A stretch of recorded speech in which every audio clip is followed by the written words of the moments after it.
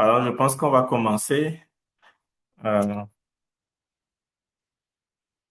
Seigneur, merci pour ce moment, ce temps d'échange, de partage autour de la conférence mondiale.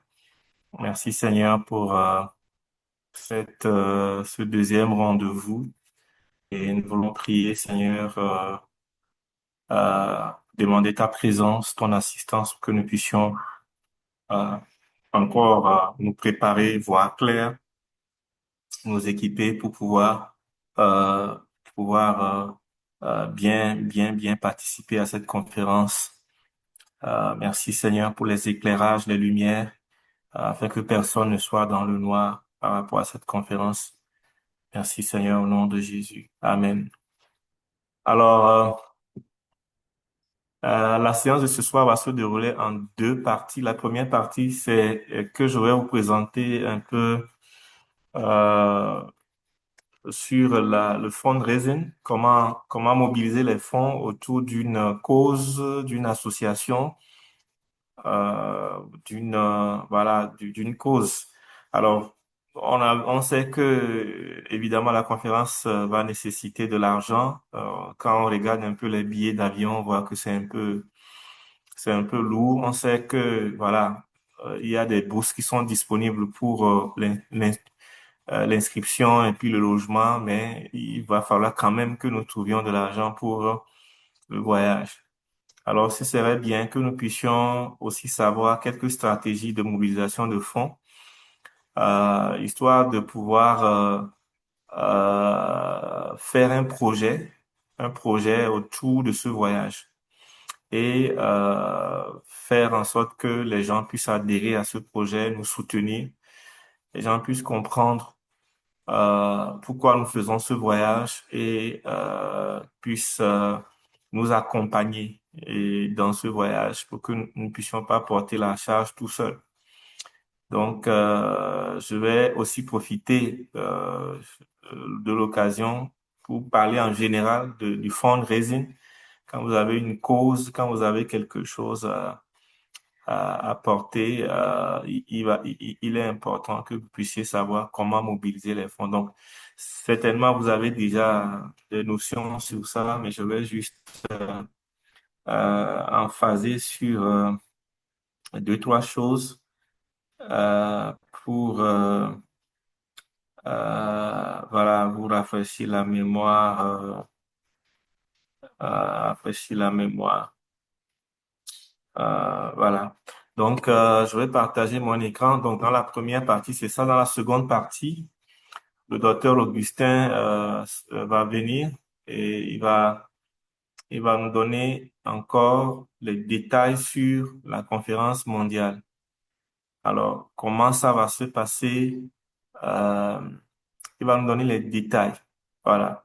Donc, ça nous permet de savoir poser des questions. Comment est-ce que je fais? Les questions de visa, les questions d'inscription, tout ce qui concerne le voyage. Sera détaillé comme ça, vous aurez une idée claire. Vous n'allez pas dans le vide. Euh, vous n'allez pas dans le vide. Donc ça sera la deuxième partie. Alors, je vais inscrire cette présentation carrément dans le cadre de mobilisation de ressources autour de nos associations nationales. Euh, Il est, il est quand même, en tout cas, évident dans mon contexte et dans les contextes dont je suis informé que nos associations manquent de ressources, que ce soit des ressources humaines, financières, matérielles. Beaucoup d'associations en Afrique francophone euh, manquent vraiment de ressources pour pouvoir s'épanouir, pour fonctionner au quotidien, pour organiser des activités, des conférences. C'est toujours un peu la croix à la bannière. Il faut aller à gauche, à droite. Euh, pour participer aux conférences internationales aussi, c'est pas du tout évident. Parfois, il faut se faire saigner pour aller. Et parfois, on se demande est-ce que ça vaut la peine? de prendre toute l'économie de la maison pour pouvoir voyager. Et pourquoi après? Donc, bon, la question c'est est-ce que l'Afrique francophone est trop pauvre? On se pose vraiment la question. Euh, on m'a dit que l'Afrique de l'Est, par exemple, organise maintenant chaque année une conférence régionale. Mais nous ne pouvons pas nous payer ce luxe en Afrique francophone de faire une conférence régionale chaque année parce que les ressources ne sont pas ça. Ils disent ils ont tellement engrangé de ressources financières au travers des conférences antérieures que actuellement ils ont beaucoup d'argent en réserve pour faire des conférences. Juste vous donner cet exemple, c'est montrer combien nos défis ici sont vraiment réels. Que ce soit les défis de membres actifs, engagés, sur qui on peut compter à tout moment, mais aussi des partenaires autour de la vision. Il y a beaucoup de manques. Euh, euh, alors, le rêve, le rêve pour moi et pour chacune de nos associations, euh, euh, de nos associations, c'est d'avoir des membres qui sont faiths, c'est-à-dire fidèles, disponibles, qui prennent des initiatives, qui sont enseignables et qui ont faim de Dieu, faim de voir les choses se passer, de voir que chacun a sa place, de voir que chacun apporte ses dons, ses capacités pour le développement de l'organisation. Et, voilà, si je vois une association où euh, les moyens pour implémenter la vision sont disponibles et nous avons des partenaires de qualité fidèles qui nous soutiennent. Voilà le rêve pour chacune de nos associations. Et ce rêve se bâtit dans cette promesse du Seigneur. Le Seigneur dit dans sa parole en Philippiens 4:19, aussi mon Dieu subviendra pleinement à tous vos besoins. Il le fera selon sa glorieuse richesse qui se manifeste en Jésus-Christ. Il y a des mots là-bas qui sont vraiment percutants. Parfois, quand on est devant un projet et on dit, mais est-ce qu'on va avoir les moyens? Il faut que ces mots nous reviennent. Les mots pleinement à tous vos besoins, pleinement à tous vos besoins, euh, selon sa glorieuse richesse. Alors, ces trois mots me marquent beaucoup. Dieu subviendra pleinement, donc ce serait entier, pas un seul besoin, mais tous les besoins seront pourvus et ça sera selon la glorieuse richesse de la glorieuse richesse qui se manifeste en Jésus-Christ. Wow. Si nous pouvons expérimenter cela dans le ministère, ce serait extraordinaire. Et c'est clair, une vision inspirée par Dieu et conduite par Dieu ne manquera jamais de provision. Est-ce que vous croyez cela? Si oui, laissez un amen dans le chat. Euh, laissez un amen dans le chat. Euh, alors, euh, la vision est une image claire de demain qui demande un engagement aujourd'hui. Ça demande un engagement aujourd'hui. Vous payerez toujours pour la vision avant qu'elle ne devienne réalité. Peignez le tableau clairement et soyez si engagés que les gens y adhèrent. John Maxwell. Observez pour voir où Dieu est à l'œuvre et rejoignez-le dans son œuvre. Henri Blackaby. Ces anciens nous disent que tant que nous marchons dans la vision, que nous la communiquons, que nous l'incorporons, que nous l'incarnons, nous aurons toujours le soutien nécessaire. D'où viennent les ressources pour une vision? Évidemment, les ressources viennent de Dieu, mais Dieu passe par les hommes pour donner ces ressources-là. Dans Exode 35, on voit l'expérience extraordinaire du peuple d'Israël qui a bâti euh, le tabernacle à partir des ressources intrinsèques au peuple. Alors, tous ceux dont le cœur les y disposait et qui en avaient la volonté vinrent apporter à l'Éternel leur contribution en vue de la construction de la tente, de la rencontre, de tout l'ouvrage qui s'y rapporte et de la confession des vêtements sacrés. Dieu place des ressources au sein de son peuple. Le peuple d'Israël est sorti de l'Égypte et c'est vrai, en partant, les Égyptiens leur ont donné les ressources. Ils ont traversé le désert pendant 40 ans. Les gens peuvent encore se dire, mais voilà, on n'a pas encore fini de traverser le désert. On ne sait pas ce qui va se passer demain.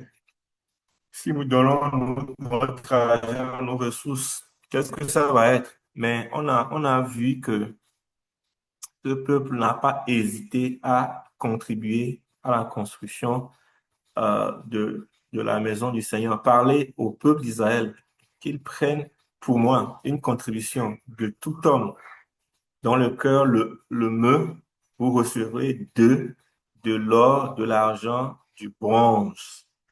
Alors, Dieu pouvoir, mais Dieu pouvoir par les hommes.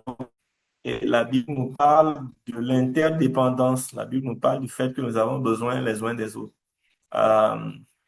Euh, Dieu donne des stratégies et la vision à certains et les ressources à d'autres. Alors, vous voyez que les gens, voilà, les grands leaders, ils ont des idées, mais ils n'ont pas les ressources. Ils ne sont pas des milliardaires. Mais il y a d'autres qui ont des ressources, mais qui n'ont pas des idées allant dans le sens du royaume de Dieu et qui peuvent partager. Alors, dans ce lien mutuel, dans ce soutien mutuel où les uns prient pour les autres, les uns encouragent les autres, les uns donnent aux autres. Euh, nous pourrons bâtir le royaume de Dieu. Et ce qu'il faut savoir, c'est que demander de l'argent pour l'œuvre de Dieu n'est pas une mauvaise chose. On sait que dans notre contexte, aujourd'hui, il y a des gens qui veulent vivre au dos des autres pour en leur demandant à coup de pression ou parfois à coup de voilà de manipulation de l'argent pour eux. Mais ce qu'on voit dans la parole de Dieu, à l'exemple de Paul, c'est beaucoup plus un homme de Dieu qui ne cherche pas l'argent pour lui-même, mais qui demande la contribution pour d'autres églises qui sont en souffrance. Alors, c'est quand j'ai commencé par euh, essayer de mobiliser l'argent autour de projets comme des conférences nationales chez moi, ici au Togo, ou des conférences internationales, ou des soutiens pour des gens particuliers ou des causes particulières. Au début, c'était un peu bizarre. Moi-même, je me disais, mais moi, en tant que médecin, je me mets à demander de l'argent aux gens autour de moi. C'est pourquoi? Il a fallu que je me convainque de la parole de Dieu pour dire, ce n'est pas pour moi, c'est pour la cause du Seigneur. Et c'est très important qu'on puisse sortir de cette fierté et regarder que avec notre position, avec nos relations, avec les gens qui sont autour de nous, nous pourrons faire quelque chose. Je suis en ce moment en train de faire ce webinaire dans le CMS de l'Association des médecins chrétiens du Togo. Et ce CMS est le fruit de fundraising où nous avons contribué nous-mêmes en tant que membres de l'association, mais aussi euh, que ce soit mes relatives, que ce soit mes patients, que ce soit mes amis autour de moi, ont été mobilisés à donner quelque chose. Donc, euh, les choses deviennent possibles quand nous nous levons et quand nous acceptons de nous mouiller pour demander pour les autres, pour une cause, pour quelque chose qui dépasse. Ce n'est pas mon bien-être seul, mais la cause du Seigneur.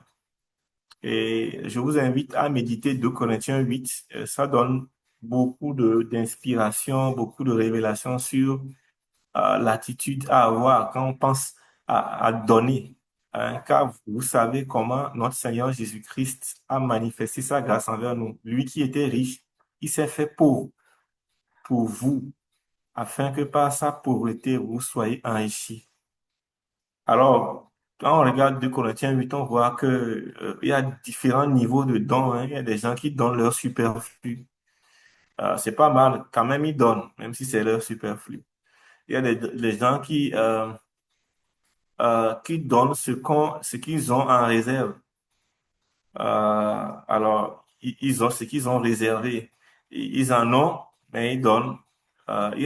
Mais parfois, Dieu appelle certaines personnes à faire des dons sacrificiels, comme cette dame-là qui a donné tout ce qu'elle avait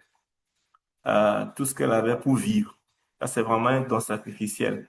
Alors, ce n'est pas à nous de demander à quelqu'un de donner son superflu, de donner ce qu'il a mis en réserve ou de donner de manière sacrificielle. C'est que chacun doit donner de bon cœur, sans contrainte, sans pression, mais parce que quelque part son cœur a été touché et que l'Esprit de Dieu lui a parlé. Alors, je ne vais pas trop insister sur la mobilisation des membres parce que ce n'est pas l'objet de notre discussion ce soir.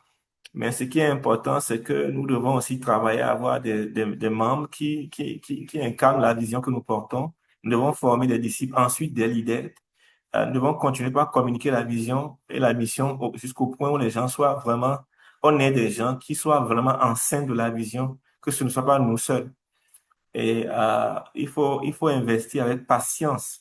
Il y a certaines personnes qui viennent à nous, ils ont l'air pleins de skills, et puis on aime ces gens. Mais parfois, c'est ces gens-là qui nous lâchent. Mais il y a certains qui viennent, qui sont titubants, ils commencent étudiants, ou ils sont là, mais ils n'ont pas l'air d'être. Mais à force d'être patients et de partager la vision et d'investir dans leur vie, ils deviennent des membres solides qui peuvent porter la vision avec nous. Donc, il faut aussi que nous sachions. Et puis, pourquoi est-ce que c'est bon, même en matière de mobilisation de fonds, de former des membres qui incarnent la vision? Parce que si j'ai 10 membres qui incarnent la vision, quand nous avons un projet, ces 10 membres-là peuvent toucher chacun peut-être 5 personnes de son entourage qui peut donner peut-être, je ne sais pas, 500 francs. Mais si c'est moi seul qui comprends la vision et que les autres sont là, ils me suivent alors qu'ils n'ont pas incorporé la vision, donc je suis seul à pouvoir utiliser mes relations pour amener les ressources. Donc, il est important d'investir dans les membres et d'avoir des membres qui comprennent, qui incorporent, qui eux-mêmes portent la vision avec nous. Alors, ça devient autre chose. Ça devient autre chose. C'est important de tisser des partenariats autour de nous. C'est vrai, nous avons un CMDA qui nous apporte beaucoup plus de ressources formatives, mais voilà, c'est quand même c'est bien d'avoir cette connexion, de tisser des relations personnelles. Personnellement, j'ai des témoignages des patients. Encore, j'ai toujours un patient en ce moment qui soutient tout ce que nous faisons en ce qui concerne l'association des médecins chrétiens. À chaque fois que je lui donne, je lui envoie un besoin, il donne quand même quelque chose. C'est vrai, avant, il avait beaucoup de moyens, c'était plus intéressant. Maintenant, il en a peu, mais à chaque fois, il fait toujours quelque chose. Et ça, c'est les relations. Donc, construire des relations autour de nous est très, très important.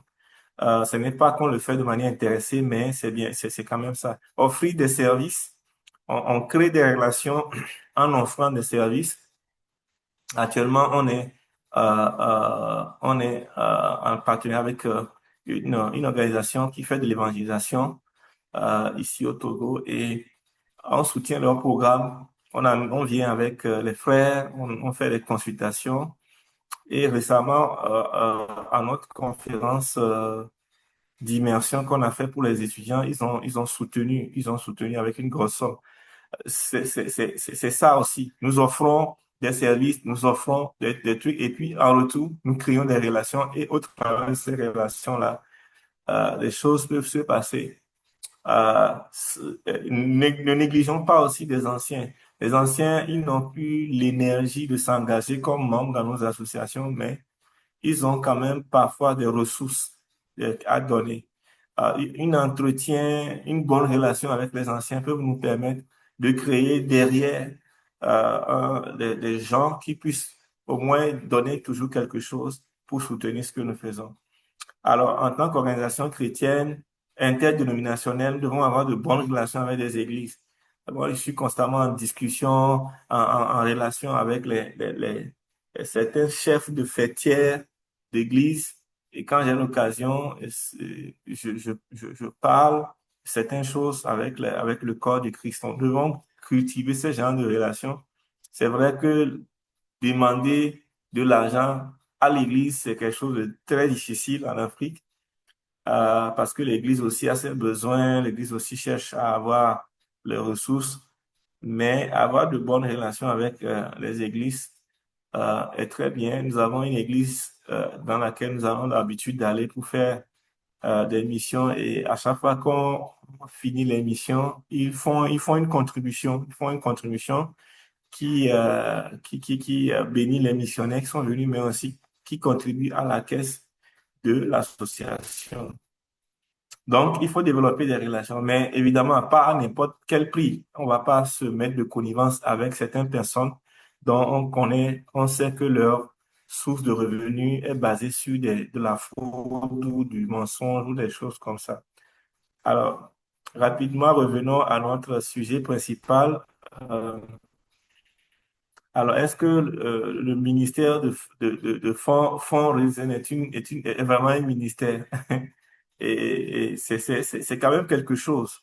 Euh, Quoi que vous fassiez en parole, en acte, faites-le pour le Seigneur, faites-le au nom du Seigneur Jésus-Christ. Tout ce que nous faisons et que nous faisons pour le Seigneur, au nom du Seigneur, est un ministère. Alors, si je me lève pour euh, mobiliser de l'argent pour mon association nationale, pour une vision, pour un projet, je dois savoir que je fais un ministère, je rends un ministère pour le royaume de Dieu. Voilà, c'est une cause noble. De la même manière, le Seigneur a commandé que ceux qui proclament l'évangile vivent de l'évangile. Alors, évidemment, Dieu veut que ceux qui servent dans sa maison aient des ressources qui viennent de d'autres personnes. C'est biblique. Et la Bible nous encourage à demander, demander. Et on vous donnera, cherchez, vous trouverez, frappez, l'on vous ouvrira. Ça rend un peu humble de demander, ça rend vulnérable de demander, mais ça montre notre dépendance. Nous demandons, mais nous comptons sur le Seigneur, c'est lui qui agit et nous confions les résultats au Seigneur. Confie ton chemin au Seigneur, aie aussi confiance en lui et il le fera. Et il produira ta justice comme la lumière et ton jugement comme le midi. Reposez-vous dans le Seigneur et attendez-le patiemment. Donc, c'est quelque chose qui est important. Il faut que dans une organisation, dans une association, les gens puissent, il y a des faiseurs d'argent, on dit en guillemets, des gens qui puissent avoir ce skill de parler, de mobiliser, de prendre des initiatives pour amener des ressources. Et il faut que les leaders des associations nationales cultivent leur skill en termes de mobilisation de fonds parce qu'ils sont la vitrine, ils sont ceux qu'on connaît, ceux qu'on voit. Ils doivent se former et voir comment est-ce qu'ils peuvent susciter des fonds dans leur organisation pour faire grandir l'organisation. Euh, je dis souvent, oui, il y a des histoires qu'on écoute où des gens sont venus déposer des sacs, un sac d'argent, de millions dedans, mais c'est très rare. La plupart du temps, il va falloir tisser des relations et bâtir un système de fundraising. Alors, je vous propose ces 7 lignes essentielles pour faire le fundraising. La première, c'est une mission et une vision convaincante. Alors, euh, euh, l'argent suit le ministère. Hein. Il faut que vous développiez votre étoile polaire. C'est-à-dire que il faut que votre vision soit claire avec un slogan précis. Par exemple, au Togo, notre slogan, c'est change ta vie, change ta nation. La vision est claire. Nous voulons former des disciples, créer une famille de disciples. Et ces mots-là doivent être clairs dans notre pensée. Quand nous communiquons avec des donateurs potentiels, c'est des choses qui doivent être claires en une phrase, en deux mots. On doit pouvoir dire quel est notre target. Voilà. Et savoir ça aussi nous permet de rester énergique lorsque les choses deviennent difficiles. Donc, assurez-vous donc d'élaborer une énoncé de mission et de valeurs qui vous tiennent à cœur.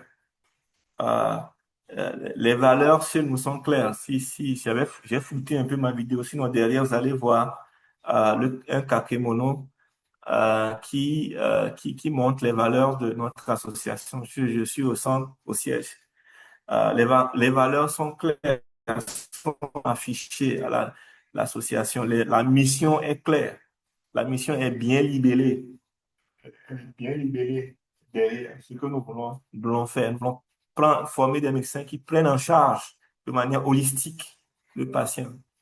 Nous voulons former des médecins qui voient leur profession comme un ministère rendu au Seigneur. Donc, voilà. Maintenant, si je prends le cas de la conférence, pourquoi est-ce que vous voulez aller à cette conférence mondiale? Cette vision doit être claire. Je vais à cette conférence mondiale pour m'équiper pour la vision de l'association. Je vais à cette conférence pour pouvoir tisser des relations, tisser des liens qui permettent d'enrichir, de créer des partenariats pour enrichir ce que nous faisons sur l'association. Donc, il faut que le pourquoi soit clair, soit partagé avec conviction aux gens à qui vous allez partager votre projet. Ils doivent savoir pourquoi vous allez. Euh, Maintenant, deuxième, l'approche centrée sur le donateur. Vous devez connaître votre donateur. C'est très important. Les gens donnent aux gens. Les gens donnent aux gens pour une cause. Alors, c'est important de savoir que c'est dans les relations, les gens les plus proches de vous donneront plutôt que les gens les plus loin. J'étais sur un projet de fundraising et puis j'étais allé voir quelqu'un. Ce n'est pas quelqu'un dont j'étais proche, mais c'est quelqu'un qui a déjà fait des dons ponctuels pour nos conférences. Et quand je suis venu le voir, il m'a dit, c'est vrai, ton projet est noble, mais moi, je ne suis pas prêt à donner pour ce projet. Je donnerai peut-être à telle église ou à telle institution, à tel truc, parce que ces gens ont contribué dans ma vie de manière substantielle, mais bon, ton organisation, je ne suis pas. De la même manière, quand j'ai parlé de projet à quelqu'un, je pense dans la semaine qui a suivi, il a demandé au comptable de venir et il a donné 1 million de francs CFA cash en même temps. Et mais cette personne-là, c'est quelqu'un dans la vie de qui on a investi par rapport au ministère de couple. Ils sont rentrés étant fiancés dans notre école de mariés et on les a suivis. Se sont mariés, voilà, ils ont fondé une famille, etc. Et ça, tu vois, il y a une relation qui est là. Donc, les gens donnent aux gens. Euh, il faut aussi connaître vos donateurs, voir sur quoi est-ce qu'ils s'alignent, qu'est-ce qui les intéresse. Euh, et quand vous avez un projet, il ne faut pas aller systématiquement sur tous ceux qui ont l'habitude, qui ont donné une fois. Il faut voir le profil de la personne et voir qu'est-ce qui le motive le plus. Voilà. Si réellement c'est une personne assez ouverte qui pense que voyager en Corée du Sud vraiment va vous apporter quelque chose, celui qui va, waouh, tu vas voyager oh, je suis content de semer dans ce voyage-là. Ouais, mais il y a certaines personnes qui vont dire, mais pourquoi tu veux aller si tu n'as pas les moyens? Ça ne sert à rien. Donc, il faut savoir le niveau d'ouverture de la personne qui vous allez. Alors, maintenant, il faut savoir communiquer de manière efficace votre vision. Les gens ont de belles visions. Alors, ils savent ce qu'ils font. Ils savent ce qu'ils font. Ils savent tout au moins comment ils le font, quelles sont leurs stratégies, leur process. Mais très peu comprennent et savent communiquer pourquoi ils le font. Pourquoi? Qu'est-ce qui draine ce qu'ils font? Et c'est très important quand vous le communiquez avec les gens, de pouvoir leur euh, communiquer euh, pour qu'ils puissent comprendre pourquoi vous faites les choses, pour qu'ils soient touchés dans leur être intérieur par la cause que vous portez. Alors, vous voyez bien cette image-là. Qu'est-ce que cette image vous inspire quand on parle de communication? Alors, je vous laisse parler un peu. Je ne sais pas si je suis encore dans mon temps. OK, je suis dans mon temps. Oui. Euh, vous pouvez ouvrir votre micro et me dire qu'est-ce que qu'est-ce que vous constatez? Oui, Allô? oui, bonsoir. Oui, et voilà. Et donc, je disais sur l'image, nous voyons deux personnes dont une personne est en train de parler et l'autre a l'attention qui est fixée sur celui qui parle. Donc, on voit que l'autre est en train de bien comprendre ce qu'on est en train de lui dire avec une attention particulière. Et l'autre tient à ce que l'autre comprenne bien ce qu'il dit. Très bien, excellent. Oui, une autre contribution? il y a aussi un contact visuel et Oui, aussi un contact corporel, si je peux le dire. c'est ça. Donc, merci beaucoup. Donc, c'est très important quand vous voulez communiquer, sachez que la communication, il y a quelque chose d'affectif. Vous voyez, vous voulez faire le fundraising, vous envoyez un message WhatsApp à quelqu'un, vous envoyez une lettre à quelqu'un. Bon, certaines personnes que vous connaissez très bien, ça peut passer. Mais quand vous venez au contact de la personne, quand vous vous asseyez avec la personne, quand vous regardez dans les yeux de la personne, quand vous partagez votre cœur avec cette personne-là, vous avez plus de chances de toucher le cœur de cette personne plus que de lui envoyer juste une lettre. Voilà. Donc, si vous êtes dans un processus de fundraising, il serait beaucoup plus, autant que ce soit possible, de pouvoir demander à rencontrer les gens et à parler avec les gens face à face dans une communication véritable, si possible, dans une seule à seule, pour que vous puissiez communiquer à cette personne-là et que cette personne puisse vous comprendre. S'il y a plusieurs personnes, s'il y a l'atmosphère bouillante, ça ne donne rien. Tout ça là, c'est des expériences que j'ai faites et j'ai vu que ça n'a pas donné. Lorsque vous êtes seul à seul avec la personne et que vous regardez dans les yeux, vous communiquez avec passion la vision que vous avez, vous êtes à même de susciter un geste de la part de cette personne.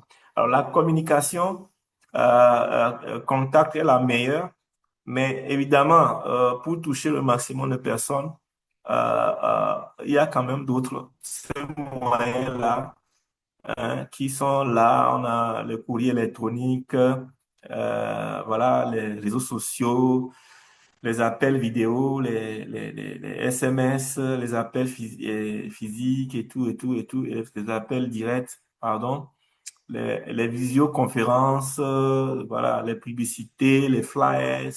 Alors, tout ça là aussi, ça peut passer. Mais n'oubliez pas, les visites personnelles sont les meilleures en termes de fundraising.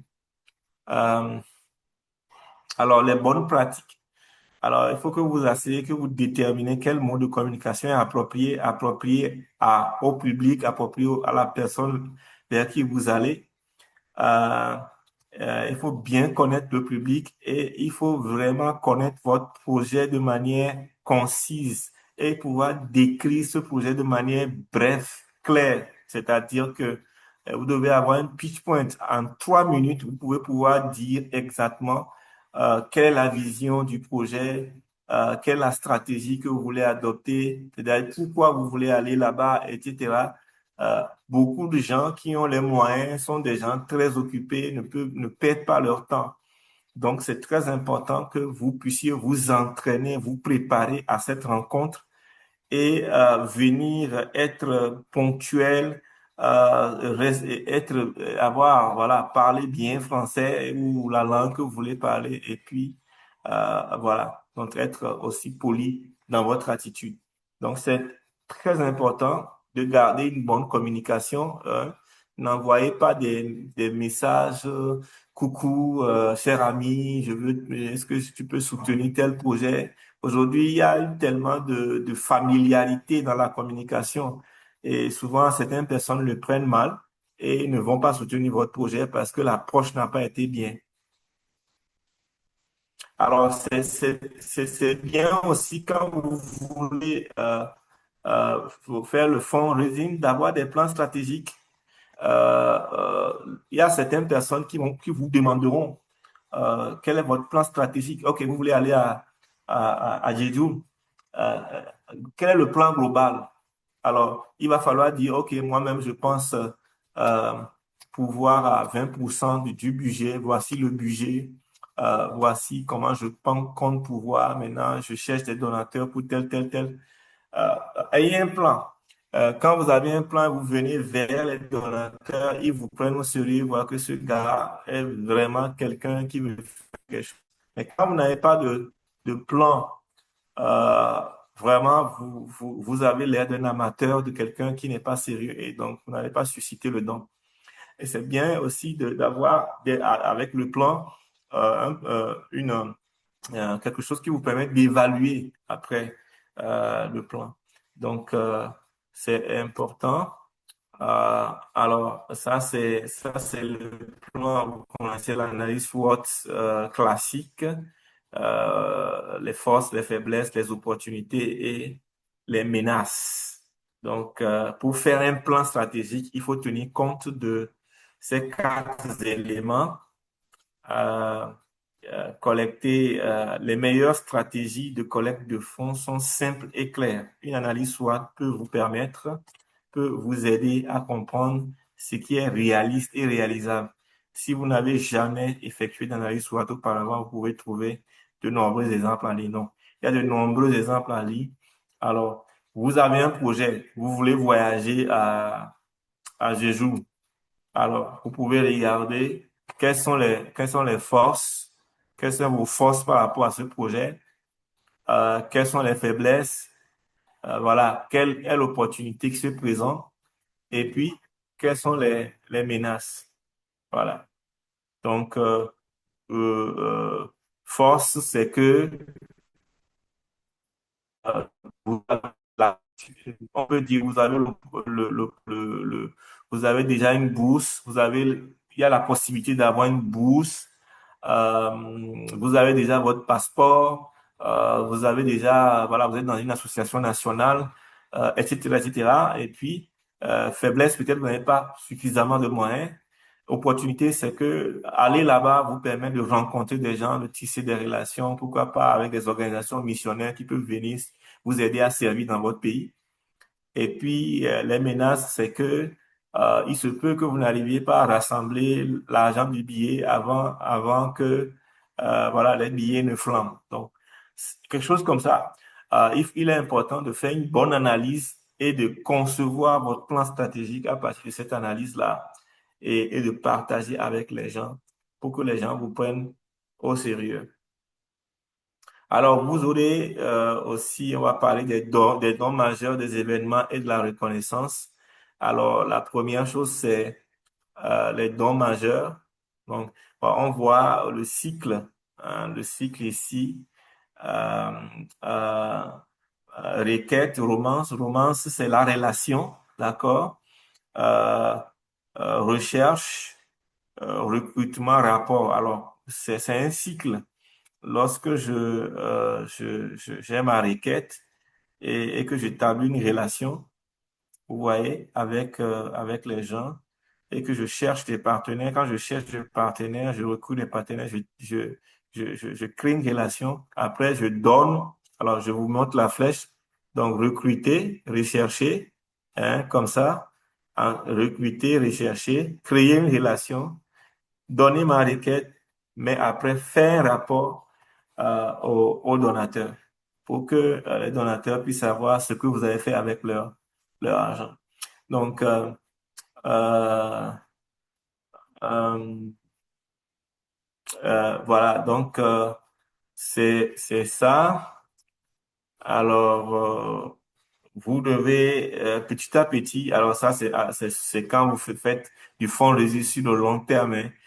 faire des databases, il faut avoir des bases de données pour voir qui donne, combien. Et petit à petit, vous allez dégager vraiment vos donateurs majeurs, ceux qui donnent. Les 10% de vos donateurs les plus riches fournissent plus de 60% de vos dons. Donc, petit à petit, vous allez voir quels sont ces 10%-là et vous allez accentuer la relation que vous devez construire autour du partenariat sur ces 10 personnes-là parce que c'est les personnes clés qui vont faire avancer votre organisation. Mais c'est sur le temps que tout ça, ça se construit. C'est rarement le premier don. Il faut continuer par avoir un face-à-face consistant, bien communiqué, bien partagé. Évidemment, les témoignages, les résultats avec les gens pour créer une grande relation. Alors, aussi, on profite pour parler des événements. C'est bien d'organiser des événements, des rencontres, des dîners, etc., pour pouvoir susciter de l'argent. Mais c'est très important euh, de savoir quels sont les objectifs des événements, de faire connaître, vous faites connaître des gens, faites connaître votre organisation, votre mission, toujours partager la vision claire. Euh, et les événements aussi pour dynamiser votre base de soutien si vous avez déjà une base euh, et améliorer votre visibilité. Mais attention à ces événements. Moi, j'ai fait des événements, je me souviens, autour de l'association des médecins chrétiens qui ont coûté très cher et qui ont amené seulement un seul partenaire sur la multitude des gens qu'on a invités. Et ce partenaire-là n'a jamais donné ensuite à l'association. Il a donné une fois et puis on a dit, ah, ça c'est un partenaire. On a fait un dîner dans un hôtel. On a invité beaucoup de gens et on a eu qu'un seul qui est venu et qui n'est pas revenu. Donc, il faut aussi voir la pertinence de ça. Il faut fixer des objectifs pour chaque événement, créer un budget, concevoir l'événement en détail, utiliser les listes de contrôle, recruter des bénévoles, organiser l'événement. Alors, s'assurer du suivi efficace. Donc, c'est toute une machine. Alors, moi, en ce moment, je n'avais que peu de gens autour de moi. Et il y avait deux, trois jeunes, quatre jeunes qui étaient dynamiques, et puis le reste, je n'avais pas grand-chose. Alors, ils n'ont même pas pu m'aider à mobiliser qui que ce soit. Le gars qui est venu, c'est un de mes patients, qui est un chef d'entreprise, mais au finish, c'était pas intéressant. Donc, il faut faire attention, il faut faire attention. Maintenant, quand vous faites le fundraising et que les gens donnent, n'oubliez pas d'être reconnaissant. N'oubliez pas de dire merci. Hein, des cartes de notes, des lettres, des emails, tout ce que vous pouvez envoyer, des cadeaux. Déjà, quand vous avez des partenaires qui soutiennent régulièrement, il faut, vers la fin de l'année, leur envoyer de petits cadeaux, de petits trucs, de petits messages, des cartes pour leur dire, partager des témoignages, pour leur dire que leur argent servi à quelque chose.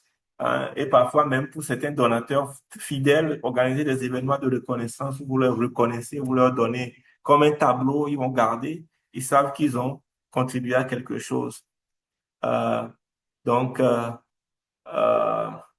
voilà. L'avant-dernière, c'est la transparence et la responsabilité. Il est important de préciser, quand vous voyez dans Exode 35, Exode n'est pas apparu ici, on a mis seulement 35, mais Moïse s'adressa à toute l'assemblée des fils d'Israël en disant, voici ce que l'Éternel a ordonné, en disant, prenez du milieu de vous une contribution à l'Éternel pour l'éclairage et pour les épices, pour l'onction et pour l'encens parfumé, pour les faudes et pour la pièce, la pièce de poitrine. Euh, alors, montrez que l'argent que vous collectez vous permettra d'accomplir l'œuvre de Dieu. Assurez au peuple que ces dons seront utilisés pour une tâche ordonnée par Dieu. Le suivi et la mesure des résultats à intervalles réguliers. Quand vous lisez le texte d'Exode, vous allez voir que après ceux qui ont travaillé ont fait un point clair à Moïse et Moïse a fait un point clair au peuple. On a vu que tout ce que le peuple a donné a contribué à la construction et ce qui est resté a été déclaré.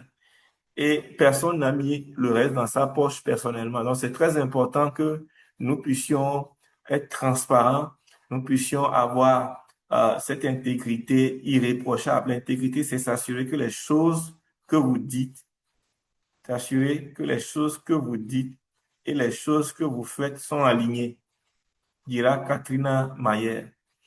Donc, il faut une grande empathie dans la collection des faux, mais il faut une intégrité irréprochable. Donc, c'est très important de rendre compte, de faire des bilans, de faire les points à chaque conférence. Si vous faites, par exemple, un projet pour la conférence mondiale et que les gens vous ont soutenu, alors quand vous revenez, vous devez faire le point de toutes les dépenses. Combien vous avez dépensé, combien est resté, combien vous avez ajouté et le donner envoyer à ces donateurs. Alors, avec le témoignage de ce qui s'est passé, qu'est-ce qui a changé dans votre vie, les décisions, les relations que vous avez tissées. Alors, il est content, même s'il ne va pas être fidélisé, il est déjà content que, waouh, j'ai contribué à quelque chose. Mais ce lien va demeurer plutôt que si vous ne dites rien et que demain vous avez un autre projet, vous vous approchez de la personne peut juste ne pas répondre parce que quand il t'a donné l'argent, ben, tu n'as rien, tu n'as pas rendu compte. Donc, tout ce que vous recevez comme don, vous devez les notifier. Et quand vous avez fait votre projet fini, vous devez faire un rapport bien clair, bien intègre de projet. Alors, c'est très important d'avoir une source bien diversifiée pour soutenir. Il faut être créatif. C'est particulièrement important lorsque vous essayez d'aider les gens à trouver de l'argent supplémentaire pour contribuer. Imprimer une liste de nombreuses façons possibles de donner, comme vendre des bateaux, des voitures, retirer de l'argent de vos comptes d'épargne et de retraite, vendre des bijoux, reporter des vacances, sauter, je ne sais pas, voilà, sauter une loisir, une visite sur une station balnéaire, et puis, etc., etc. Il y a certains sauter un petit déjeuner ou, je sais pas, à midi.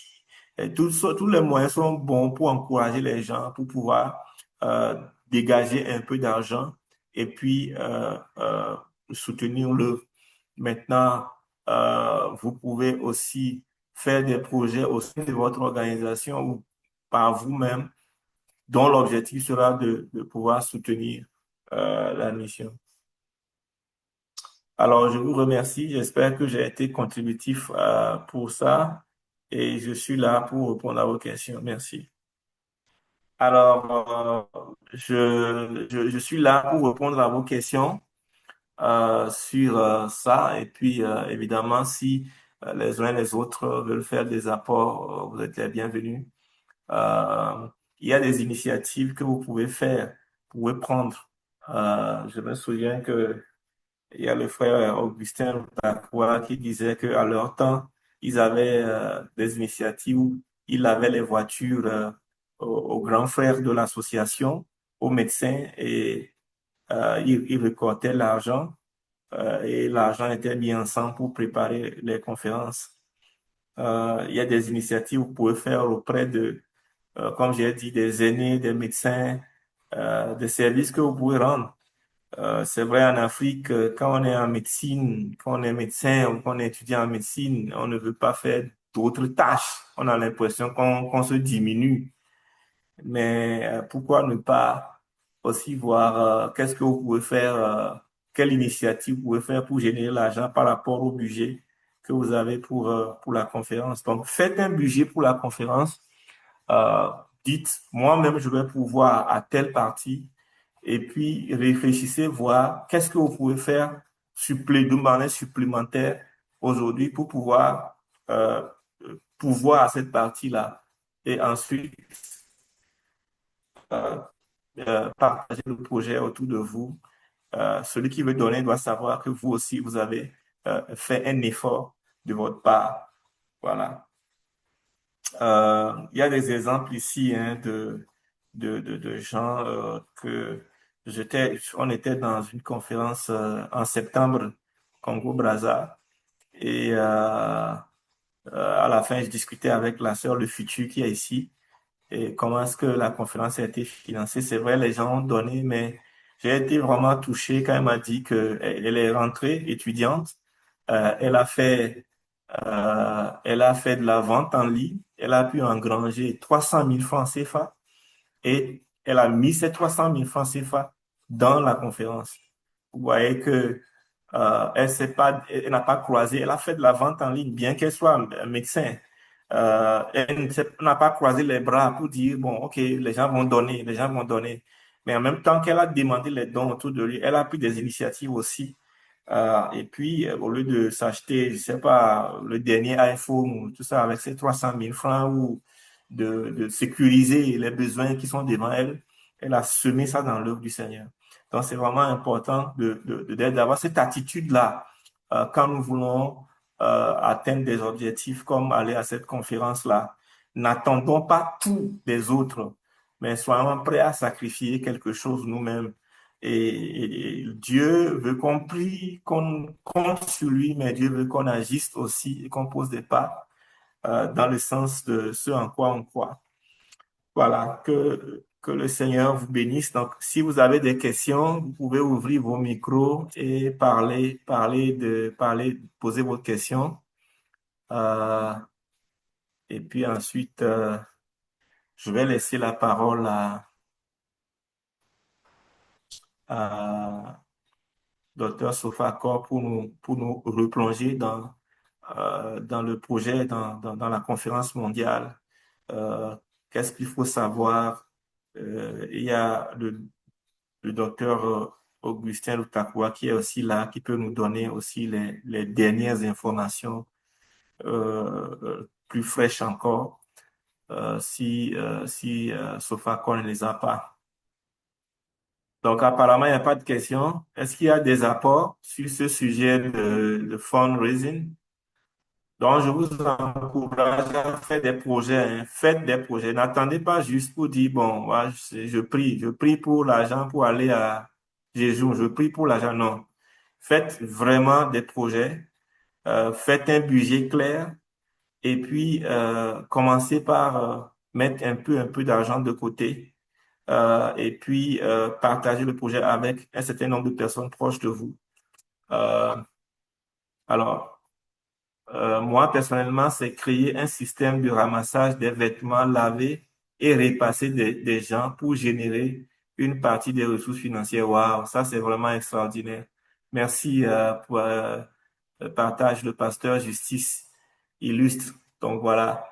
Il a un petit projet et vous allez vous en douter un petit à petit d'ici 6 mois. Il a sans doute engagé de l'argent. Euh, Merci beaucoup pour la présentation. Ma connexion est devenue mauvaise, coupure de courant. Est-ce qu'on peut avoir la présentation dans le salon? Évidemment, la présentation, je vais vous le donner, je vais vous le donner et puis c'est enregistré. Donc, vous aurez après que Yves ait traité, vous aurez aussi la vidéo. Donc, je laisse la parole à Dr. Sofa Accor pour nous replonger dans la conférence mondiale. Merci. Merci beaucoup, SR. Alors, je disais que nous savons très bien qu'il y a un événement qui nous attend en 2026. Si vous êtes ICMDA, vous devez savoir ça. Cet événement, c'est le 18e congrès mondial de l'ICMDA sur l'île de Jeju en Corée du Sud. Ça va se tenir du 30 juin au 5 juillet. Et pour cela, nous devons prendre des dispositions, nous préparer par rapport à à ce congrès mondial. Je suis ravi de ce que les gens se manifestent par rapport à ce congrès déjà. Alors, vous pouvez suivre cette vidéo-là, je vais voir si ça se passe bien. Si vous n'écoutez même pas l'audio, suivez quand même pour voir ce que c'est que l'île de Jeju. Là où nous allons tenir la conférence. Depuis 2002, il est reconnu comme un héritage naturel mondial, hein, de l'UNESCO,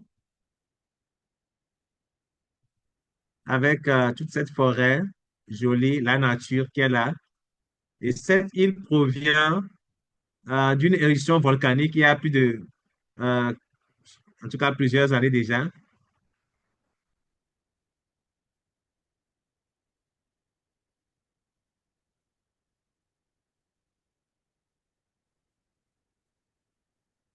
Ça, c'est ICC Jeju, c'est là que se tiendra la conférence mondiale.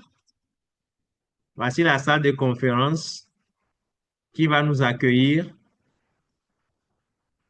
C'est dans un véritable centre commercial, en fait.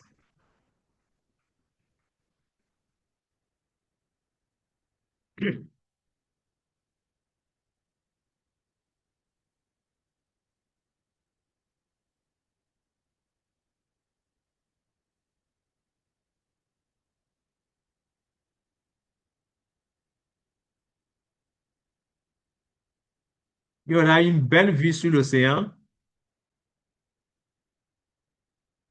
Ouais. Voilà là où se tiendra notre congrès en 2026, en juin, juillet 2026. Alors, la CMDA, c'est toute une diversité, hein, comme vous pouvez le voir sur cette jolie photo de, des frères et sœurs médecins chrétiens et dentistes du monde entier, étudiants.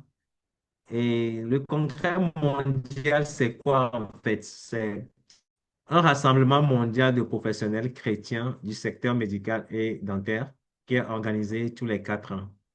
Le dernier congrès a eu lieu en Afrique il y a, en 2023 et c'était à Arusha en Tanzanie. C'était vraiment un véritable lieu de rencontre avec plusieurs personnes et un moment d'échange, d'apprentissage. Et j'ai été surpris de voir que dans ce congrès à Arusha, il y avait les gens qui étaient à la pointe de la technologie, des choses qui sortaient en même temps, des médecins chrétiens travaillaient dessus pour nous en parler. Ça a été vraiment, en tout cas, extraordinaire. Alors, c'est organisé tous les 4 ans. Le dernier, je disais que c'était en 2023. Cette fois, c'est en 2026. À cause de Covid qui est passé par là, on devait le faire en 2022 et tout. C'est depuis le premier congrès en 1963, on a vu que ça s'est développé pour rassembler plus de 1000 délégués provenant de plus de 100 pays. Et ce congrès favorise la communion, le développement du leadership et la pratique médicale basée sur la foi. Voilà un peu quelques images que je vous montre. Et nous pouvons voir que le congrès là a commencé, hein, comme j'ai dit, depuis 1963. Et ça a continué. On a eu à Durban en 98. Et voilà. Et à chaque fois que nous allons à un congrès, il y a des pays qui sont affiliés. On accepte leur affiliation officiellement à ces congrès-là. Et en 2018, l'Afrique francophone s'est vraiment fait représenter par, en tout cas, une affiliation importante, déjà qu'on peut voir. Et il y avait déjà le Bénin en 2018, le Burkina Faso, le Burundi, la DRC, le Congo démocratique, Madagascar, le Niger, le Mali et le Togo. Et en 2023 à Arusha, ça a continué avec la République centrafricaine, le Tchad, le Gabon, la Guinée-Conakry, le Sénégal. Voilà un peu les pays qui ont rejoint la CMDA les pays francophones particulièrement qui ont rejoint la CMDA au cours des 2 derniers congrès mondiaux congrès. Et nous espérons qu'en 2026, nous puissions avoir encore d'autres pays francophones, nous travaillons là-dessus, pour que ces pays soient également affiliés à la CMDA. Voilà. Et nous pouvons voir l'évolution des nombres de pays qui ont été affiliés. Vous voyez, dès le début, Amsterdam en 1963, 6 pays. Ça a évolué jusqu'à tout récemment en Tanzanie, à Arusha, c'était 107 pays. Et nous espérons vraiment qu'à Jeju 2026, qu'on puisse avoir quand même 120 pays. Voilà un peu notre zone, l'Afrique francophone, la SMD Afrique francophone, comme vous le voyez. Et vous pouvez voir sur cette carte-là qu'il y a des zones qui sont en vert, comme le Mali, le Niger, le Burkina Faso, Bénin, Togo, le Congo, le Burundi, Madagascar, qui sont en vert, c'est-à-dire sont des pays membres de la SMD, affiliés vraiment à la SMD. Il y a des pays, bon, ça a évolué, où il y a des groupes contacts. Aujourd'hui, le Congo, le Gabon, normalement, est affilié déjà. La Centrafrique, c'est pareil. Le Tchad, c'est pareil. La Guinée, c'est pareil, qui ont rejoint la zone verte. Et maintenant, les autres pays que nous espérons qui puissent nous rejoindre maintenant en 2026 à Jeju. Alors, quel est le thème principal de ce congrès mondial? C'est bâtir le royaume de Dieu parmi les brisés. Et dans Ésaïe chapitre 52, 58 de verset 12, la parole de Dieu déclare que les tiens rebâtiront sur d'anciennes ruines, tu relèveras des fondements antiques, on t'appellera réparateur des brèches, celui qui restaure les chemins, qui rend le pays habitable. Et nous savons que en tant que professionnels de santé, chrétiens particulièrement, nous sommes appelés non seulement à soigner les malades, mais aussi à apporter la guérison dans les lieux marqués par la souffrance, l'injustice et les conflits. Et ce 18e congrès de la CMDA à Jeju répond vraiment par ce thème à ce que nous puissions être équipés à travailler et à œuvrer à guérir dans ce monde-là. Alors, les sous-thèmes, c'est le tout premier, c'est tendre la main aux personnes souffrant de maladies. Dans Hébreux chapitre, Matthieu chapitre 5, le verset 4, la parole de Dieu déclare, heureux les affligés car ils seront consolés. Nous devons construire des ponts avec les personnes victimes d'injustice. C'est le deuxième sous-thème qui sera débattu lors de ce congrès. Et nous voyons ça dans Matthieu 5, verset 6, où la parole de Dieu dit, heureux ceux qui ont faim et soif de la justice, car ils seront rassasiés. Le troisième sous-thème sera tendre la main aux personnes victimes de conflits. Nous pouvons voir dans notre monde aujourd'hui des conflits un peu partout autour de nous. Regardez un peu le Mali, regardez les pays du Sahel, regardez le Congo démocratique. Ce n'est pas du tout intéressant, mais nous devons apprendre à tendre la main à ces personnes qui sont en conflit. Et ces sous-thèmes vont nous équiper pour pouvoir être à la hauteur et savoir comment leur tendre la main. Voici un peu le programme, hein. Et ce programme est conçu d'abord de la pré-conférence pour les étudiants et ensuite la conférence elle-même qui est pour tout le monde. Alors, la pré-conférence sera sur, je dirais, 2 jours, en tout cas 3 jours, mais la première journée va commencer vers 14 heures pour finir le troisième jour à 14 heures. Donc, cela veut dire que la pré-conférence va commencer d'abord et ensuite on aura la conférence principale ou bien la conférence générale. Et des thèmes particuliers, l'enseignement biblique qui sera toujours là, des plénières, des sessions de breakout, c'est-à-dire des ateliers qui seront là. Plusieurs ateliers seront disponibles au choix en fonction de nos besoins, de ce que nous voulons vraiment atteindre comme objectif en allant à ce congrès. N'oubliez pas, dans nos congrès comme ça, il y a toujours la nuit culturelle qui aura lieu pour les étudiants d'abord et après, il y aura la nuit internationale où nous allons voir tous les pays être en activité. Ça, c'est le comité directeur du congrès mondial. Je ne sais pas si ça se fait voir pour tout le monde, mais on disait tout à l'heure que le docteur Lutakou est avec nous. Il est là, SCMJ EIO, qui est là au milieu de nous. Et il y a d'autres personnes également, comme Peter Sanders. Et voilà. Voyez ce site que je viens de mettre, ce lien plutôt, pas ce site, ce lien que je viens de mettre, c'est le lien d'inscription au congrès. Nous voulons aller au congrès. La première chose à faire, c'est de nous inscrire. Et je remercie déjà ceux qui se sont inscrits ces derniers temps-ci et encourage encore les autres à pouvoir vraiment s'inscrire. L'inscription, c'est ça. Allez sur ce site, jeju2026.scmda.net. Déjà, vous écrivez ça et vous allez voir sur cette page-là qui va s'ouvrir, Go to Register. Et vous cliquez là-dessus pour commencer l'enregistrement. Oui, j'avoue que jusqu'à présent, c'est toujours en anglais. Donc, vous allez vous inscrire en anglais, voyez seulement les informations. Ce n'est pas si compliqué. Je sais que tout le monde sait ce qu'on appelle name ici. Et donc, il faut mettre name, votre nom seulement. Ensuite, après vous êtes inscrit, vous allez voir, dans de l'inscription, vous allez voir qu'il y a des tarifs pour la pré-conférence, c'est-à-dire la conférence des étudiants, et pour le congrès principal également.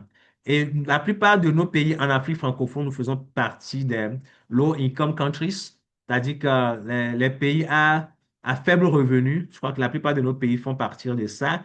Et donc, vous cliquez plutôt sur le low income countries parce qu'en fonction de ça, il y a les coûts, les frais de participation, les frais de participation au congrès. Alors, jusqu'à présent, jusqu'au 31 décembre, nous aurons le Super Early Bird qui nous permet d'avoir des frais beaucoup plus réduits. Regardez un peu, je ne sais pas si c'est mon curseur se fait voir sur l'écran. Là, ici, ça, c'est le Low Income Countries.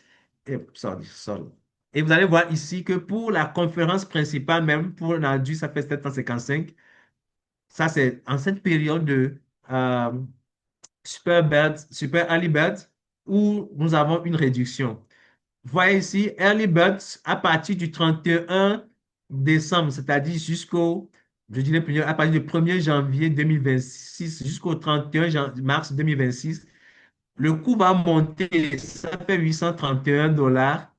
Et à partir de 1er avril, ça fait le coût normal qui serait à 906 dollars pour déjà les low income countries.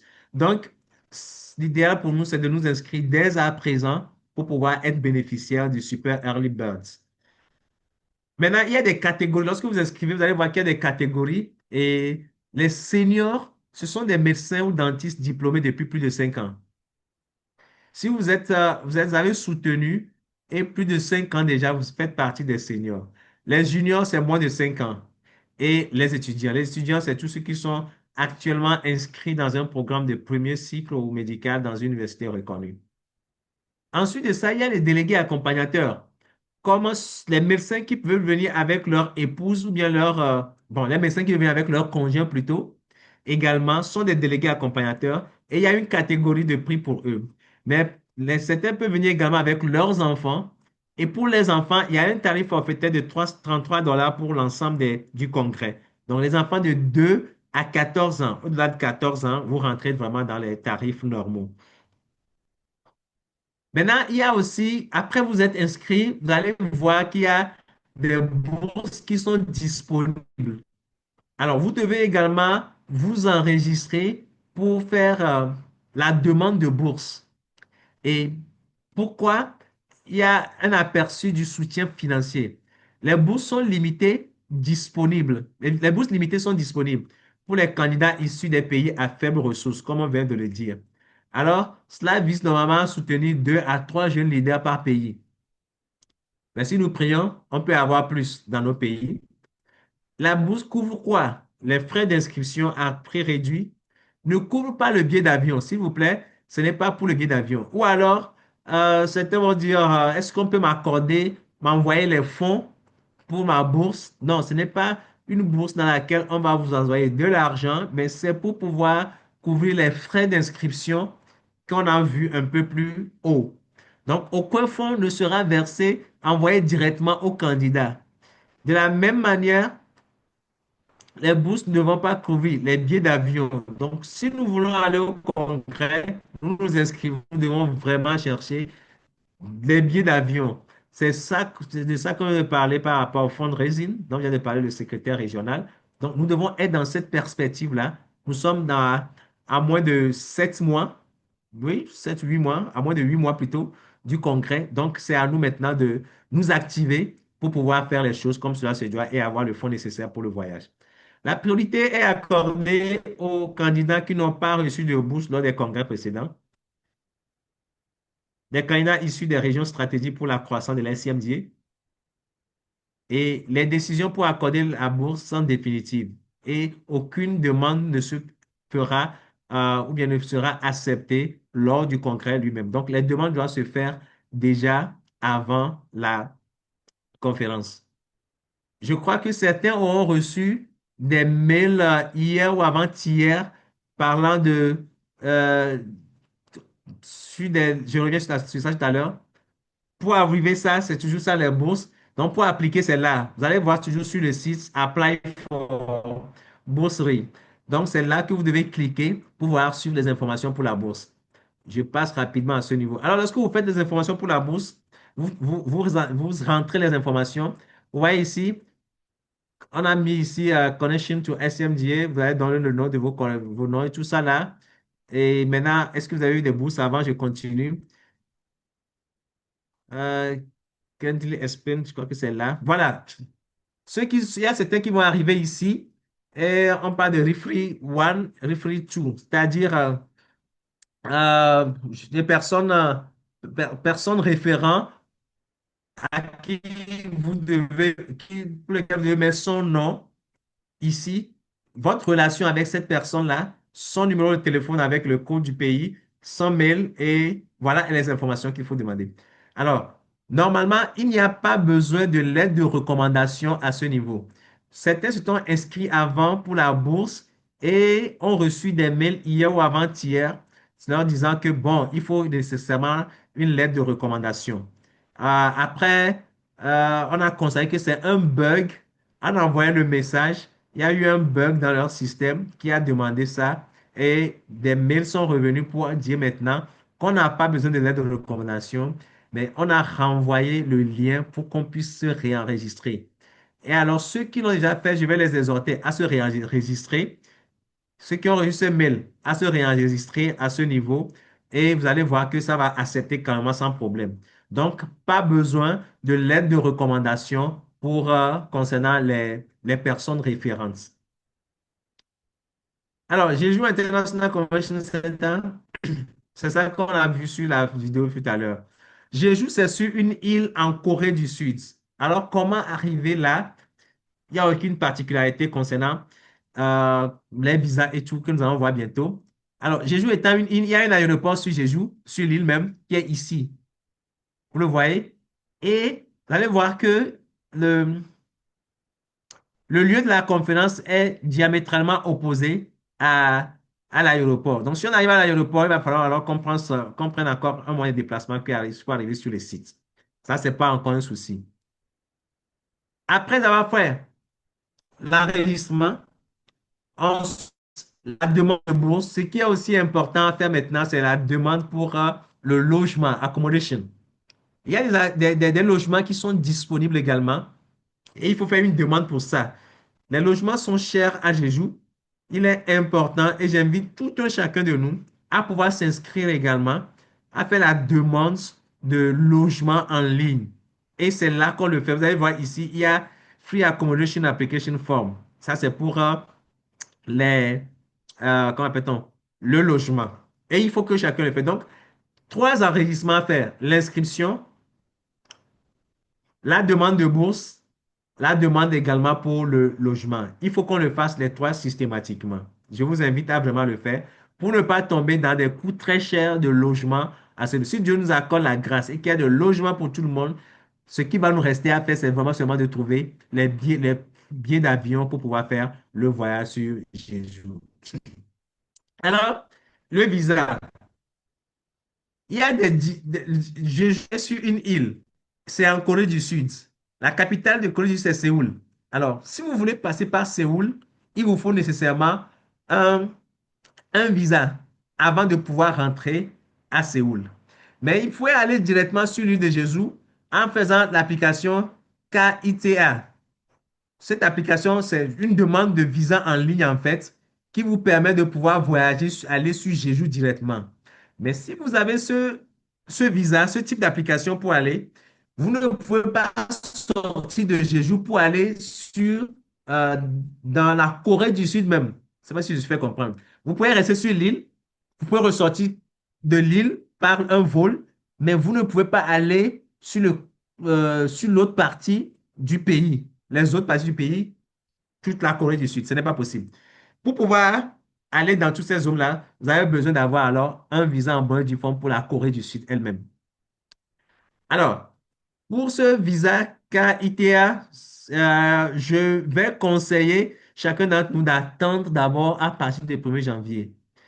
Parce qu'ils nous ont dit que les informations peuvent changer dès 2026. On peut avoir aussi des différences de trucs là. Donc, je le souhaitais, après avoir fait les trois applications, enregistrement, demande de bourse et demande de logement, c'est déjà fait. On va attendre un peu d'ici janvier maintenant pour lancer tout ce qui est par rapport au cas ITA, les visas, pour ne pas être vraiment trop perturbé. Je vais continuer et vous pouvez passer, aller sur l'île de Jeju sans visa ou alors le visa qui a été en passant par certains pays comme, comme Singapour. Et je vais venir sur ça tout à l'heure, que Singapour est le meilleur endroit pour nous, pays francophones, de passer pour aller à Jeju. Je vais l'expliquer tout à l'heure. Alors, pour ces pays, je passe, ça ne nous concerne pas trop. Voilà pour l'application KITA. Pardon. Pour ça, vous n'avez pas besoin de réserver un vol. Vous n'avez pas besoin de réserver un vol direct vers Jeju. Vous pouvez passer par Séoul une fois que vous avez obtenu votre KITA. Si vous l'avez, c'est comme un visa que vous avez, vous passez par, Séoul, mais ça peut devenir encore plus long. Vous allez arriver par exemple en Chine, Shanghai ou même une autre ville qui reprend maintenant de là-bas pour aller à Séoul, maintenant de Séoul pour aller à Jeju pour revenir. Mais vous pouvez avoir que vous serez dans un pays comme Singapour où vous prenez directement un vol de Singapour pour Jeju qui est plus simple et qui réduirait davantage les coûts pour chacun d'entre nous. Donc ça, c'est pour l'application KITA qui est sur l'écran, vous voyez. C'est la procédure. Chaque étape jusqu'à la septième étape, si c'est validé, tu passes. Maintenant, il y a des pays qui sont soumis à l'obligation de visa. Je ne vais pas parler des autres pays, mais le pays qui va nous concerner, c'est le Cameroun et le Sénégal. Et pour ces pays-là, il faut un visa officiel coréen à l'ambassade. Vous devez l'avoir dans votre comment dire ça, passeport avant de pouvoir voyager. Et pour ça, vous n'avez pas besoin de faire un vol direct sur Jeju, mais vous pouvez faire comme vous voulez, via Séoul, Séoul ou partout où vous voulez. Mais on a besoin, pour le Cameroun, pour le Sénégal, de pouvoir avoir un visa officiel coréen à l'ambassade avant d'embarquer. Maintenant, pour d'autres qui ont besoin de vols directs sur Jeju sans avoir trop de complications de visa et tout ça là, c'est la plupart des autres pays dans lesquels nous avons le Burkina Faso, le Burundi, Centrafrique, Tchad, Congo-Brazza, Congo démocratique, la Côte d'Ivoire, le Gabon, le Madagascar, le Mali, la Mauritanie, le Niger et le Togo. Ces pays-là, ils peuvent aller directement sur l'île de Jeju sans faire le détour comment on appelle ça, de Séoul ou bien d'autres pays où ça sera encore plus long avec tout ça. Pour eux, pas besoin de visa pour aller. Vol direct sur Jeju, ça peut aller. Ou alors, si vous voulez visiter après la Corée, vous demandez alors un visa coréen en bonne et due forme pour pouvoir y aller. Vol direct vers Jeju. Il y a beaucoup. On peut passer par Pékin, passer par Hong Kong, on peut passer par beaucoup de pays. Mais j'ai fait des simulations dans la semaine pour Singapour. La plupart de nos pays, avec Ethiopian Airlines, ça peut nous aider à aller. Et pour Ethiopian, direct sur Singapour, le dernier que je voyais pour les simulations, on était environ autour de 700 000. Ça, c'est pour arriver à Singapour. Maintenant, de Singapour, pour euh, aller à Jeju, il y a une compagnie sud-coréenne qui s'appelle Jeju Air, Air Jeju, Jeju Air, qui fait un vol direct de Singapour pour Jeju. Donc, pour nous, alors, c'est de faire directement Addis Abeba, Ethiopian Airlines qui nous dépose à Singapour. Et maintenant, de Singapour, on prend un autre vol qui est Jeju Air pour aller sur l'île de Jeju. Voilà ce que je suggère pour nous. Et nous allons coordonner tout ça ensemble pour que nous puissions voir comment rendre ce trajet beaucoup plus simple. C'est pareil pour Hong Kong également. On peut aller à Hong Kong et utiliser également Jeju Air pour pouvoir directement aller. Donc, nous allons faire les simulations pour ces deux vols. La plupart du temps, comme on changera de vol à Singapour ou bien à Hong Kong, si on ne sait pas faire, on aura besoin de visa pour Hong Kong. Mais pour Singapour, on n'aura pas nécessairement besoin de visa. Si nous restons à l'aéroport et avec notre bagage à main qui nous permet de faire les petits trucs là, on n'aura pas nécessairement besoin de rester de prendre un visa. Donc, mais pour Hong Kong, on prendrait un visa parce que c'est la Chine, mais pour Singapour, pas de visa. C'est pourquoi il disait, c'est plus facile pour nous de passer par Singapour pour nous réduire les frais. On arrive à Singapour, on prend Jeju Air pour pouvoir aller à Jeju par un vol direct. Là, je pense, ça, c'est des connexions avec Bangkok. Je vais voir. Vous voyez, ça, c'est Hong Kong, Jeju, Hong Kong. Ça, c'est une simulation pour ça aussi. Et vous allez voir que ce n'est pas si cher que ça. Lorsque vous arrivez à Hong Kong, bon, aller-retour pour aller Jeju, Hong Kong. Hong Kong, Jeju, Hong Kong, ça vous fait un truc de 250-300 $ avec bagage en main de 20 kilos. Je passe sur ça également, on ne va pas trop ici. Voilà, ça, c'est ce que je nous suggère. Singapour, vous voyez, Addis Abeba. Je prends Addis Abeba parce que la plupart des vols qui vont partir en Afrique, là, peuvent venir dans nos pays. Éthiopien, elle, là, peut venir dans nos pays, là, qui nous amènent directement à Addis Abeba, de Addis Abeba directement à Singapour. C'est un vol, je dirais, direct. Même si on change de vol à 10, c'est un vol direct. On ne reste pas quelque part. Mais arrivé à Singapour, on aura passé quand même un petit temps là-bas avant de prendre maintenant le vol sur Jeju, avec Air Jeju directement. Ça, c'est un autre vol maintenant. Voilà, ça, c'est Singapour, Jeju, Jeju, Singapour. C'est une simulation qui a été faite également, qui est autour de 420 $ aller-retour. Autour de 420 $ aller-retour, sans bagage en fait. Mais ceux qui ont un bagage en main un peu là, je crois que ça monte encore un peu. Donc, voilà un peu les simulations pour ça. Transit en Chine, je passe rapidement. Et pour la conférence également, bon, il y aura des sorties qu'on appelle le Travel Info Conference Tour, des sorties qui vont s'organiser. Donc, ceux qui vont se préparer à faire des sorties, il y a des tarifs qui sont là également pour ça, pour visiter des endroits spécifiques. Les informations viendront et on vous les fera parvenir par rapport à la conférence Tour qui permettra de faire des petites tournées. Vous voyez, pour les dates, il y a le 29 juin, le 30 juin et le 6 juillet. La conférence débute le 30, c'est vrai. Maintenant, le 29 ou bien le 30, là, il y a une demi-journée pour faire une course, en tout cas, aller visiter de 13h à 18h. Et également le 6, ça finit le 5, ceux qui veulent rester encore le 6 pour pouvoir participer à ça. Et ça là, c'est 70 $ par personne. Donc, on vous prendra à partir du centre de ICC, Jeju, pour pouvoir aller et revenir. Voilà un peu. Et on peut visiter des endroits comme Sion 5, c'est un héritage, en tout cas, de l'UNESCO, reconnu mondialement. C'est des endroits qu'on pourrait visiter. Le deuxième, c'est le 6 juillet. Là, c'est également de 13 à 18 à 17h30, où il y a des waterfalls, comment on appelle ça? Les chutes d'eau, bien les cascades qui pourront être visitées. Là aussi, c'est Ishland, en tout cas. Je crois que it is an unique botanic garden. Voilà, c'est un jardin botanique unique qu'on peut visiter également. Il y a d'autres endroits, mais là, c'est toute une journée. Si c'est toute une journée, ça, c'est le 30 juin de 9h30 à 17h et c'est à 85 $ par personne. On vous prendra à partir du Centre international de Jeju pour pouvoir y aller. Il y a plein d'endroits à visiter qui sont là. En tout cas, les informations viendront pour ça encore, on va préciser. C'est pareil également pour le 6. Ceux qui veulent faire toute une journée avant de partir le 7, par exemple, ils ont aussi ce temps-là pour visiter tous ces endroits, la nourriture coréenne et la nourriture sud-coréenne et tout. Voilà. Voilà, nous allons nous préparer alors pour arriver à ce congrès calmement euh, par rapport aux inscriptions, aux billets d'avion, Raising Fund, fundraising plutôt, et voilà les choses qu'il nous faut faire pour ce congrès-là. J'aimerais exercer chacun d'entre nous. Alors, beaucoup se sont inscrits ces derniers temps, si j'ai constaté, mais mobiliser encore maintenant pour le fundraising, trouver les moyens vraiment. Les simulations vont se faire par rapport aux billets d'avion. À partir de janvier, nous allons avoir plus d'informations par rapport au cas ITA et lancer tout ce qu'il faut pour mettre notre séjour intéressant, notre voyage intéressant.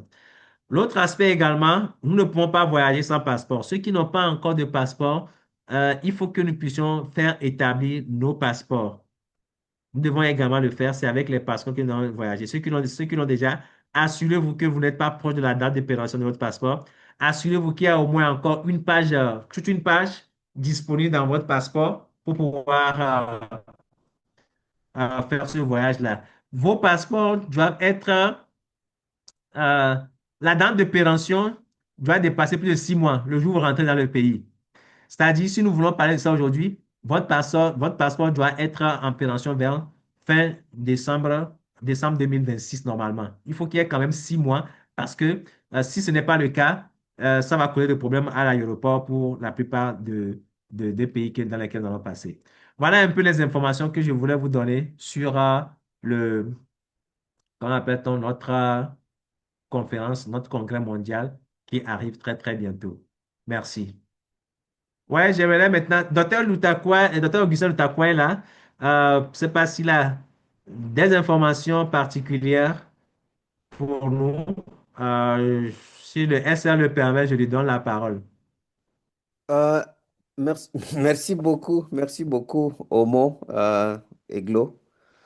Merci aussi à tout le monde. Et en passant, je salue nos leaders, les HCR, Dr Jean-Paul Dansou. Je vois le président qui est aussi en ligne, Lambert Echo, mais aussi, sans oublier notre sœur, Ouadraogo Solange, board member, qui est aussi en ligne.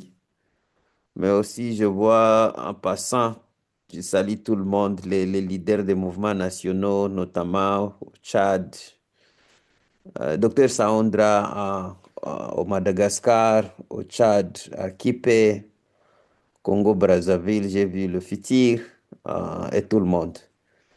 Alors, c'est vraiment une grande opportunité pour nous de nous rencontrer, discuter et effectivement préparer-nous à cette conférence. Et nous espérons que l'Afrique francophone sera massivement représentée.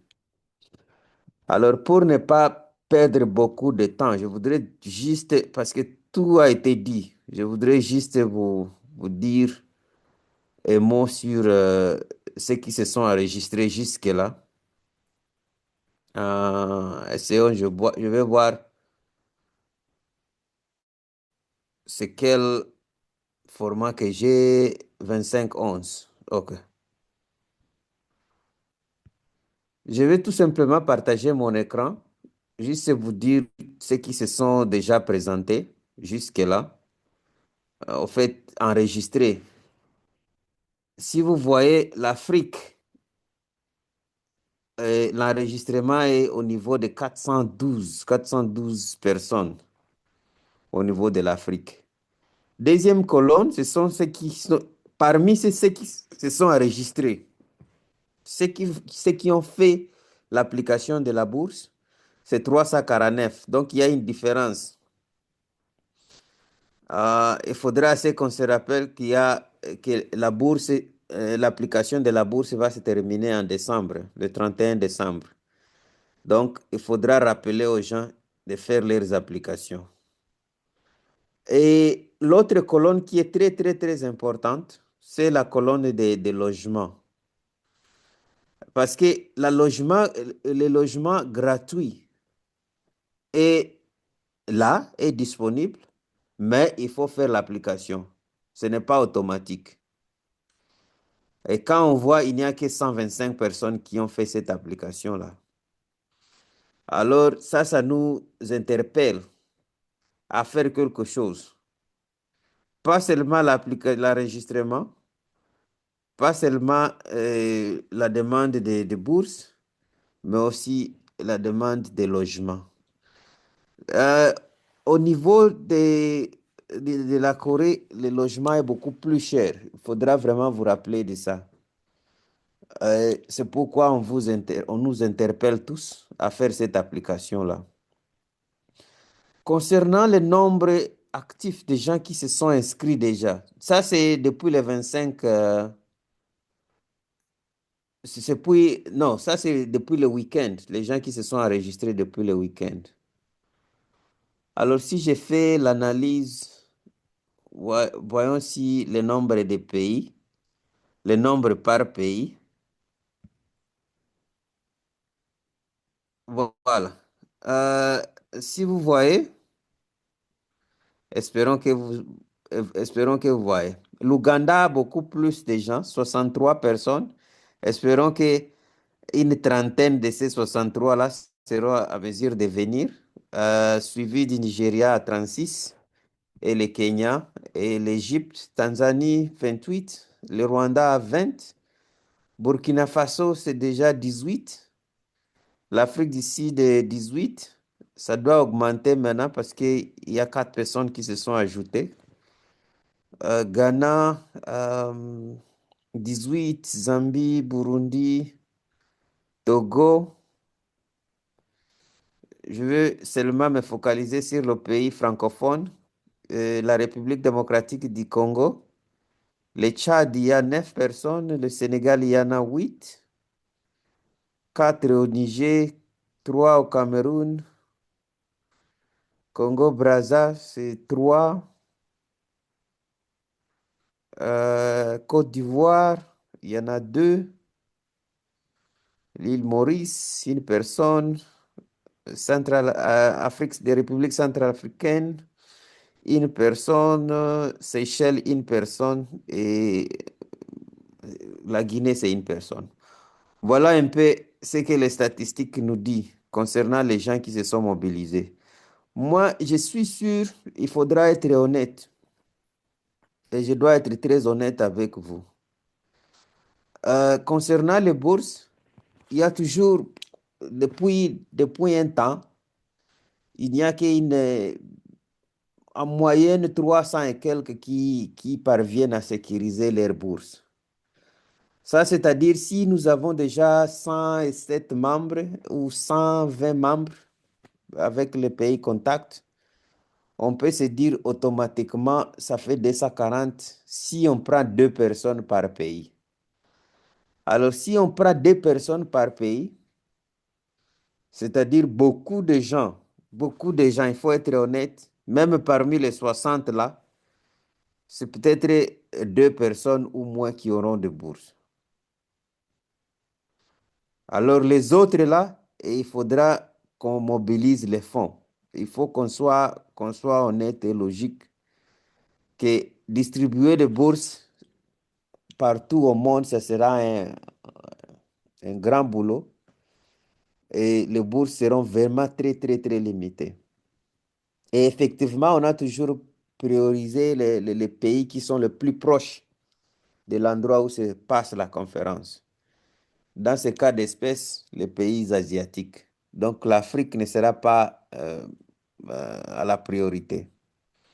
C'est pourquoi il faudra qu'on mobilise notre fonds et maximiser le temps euh, maximiser surtout concernant le logement et tout ça.